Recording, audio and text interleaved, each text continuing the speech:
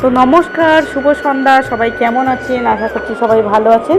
চলে এসেছি আরও একটা দুর্দান্ত রেসিপি নিয়ে। আজকের একটা নিরামিষ সুন্দর একটা রেসিপি নিয়ে চলে এসেছি, পনিরের রেসিপি। তো এই রেসিপিটা তো অসাধারণ খেতে লাগে রুটি ভাত সব কিছুতেই। তো চলুন শুরু করে দেওয়া যাক। এখানে পনিরগুলোকে কেটে নিয়েছি, আলুগুলোকে গোল গোল ডুমো ডুমো করে কেটে নিয়েছি। এখানে বাটার জন্য দিয়ে দিলাম 4 মগজদানা, আদা এক টুকরো, আর দিয়েছি 2টো কাঁচা লঙ্কা, একটা টমেটো, আর 3-4টে আমন্ড বাদাম দিয়ে দিয়েছি। তো দিয়ে সুন্দর একটা পেস্ট বানিয়ে নিয়েছি।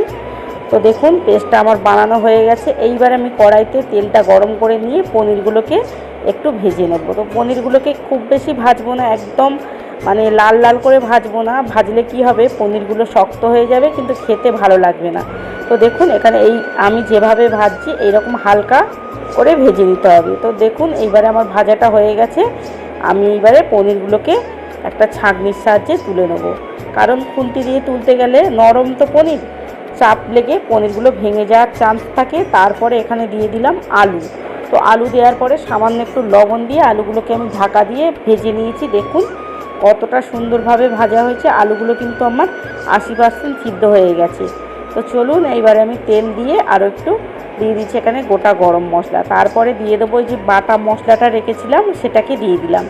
দিয়ে ভালোভাবে মশলাটাকে কষিয়ে নিতে হবে, যতক্ষণ না এই যে জলো ভাবটা আছে যতক্ষণ না শুকনো হচ্ছে ততক্ষণ আমি কষিয়ে নেবো। দেখুন আমার কত সুন্দরভাবে কষে গেছে।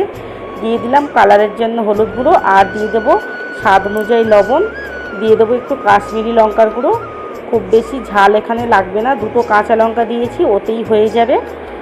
আর পনিরের তরকারিতে তো ঝাল একদমই ভালো লাগে না।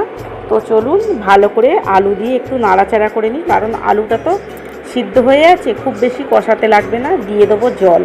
তো জলটা পরিমাণ মতন দিয়ে দিলাম, খুব বেশি জল দেবো না। তো এইবারে আমি একটু নাড়াচাড়া করে পনিরগুলো দিয়ে ঢাকা দিয়ে দেবো।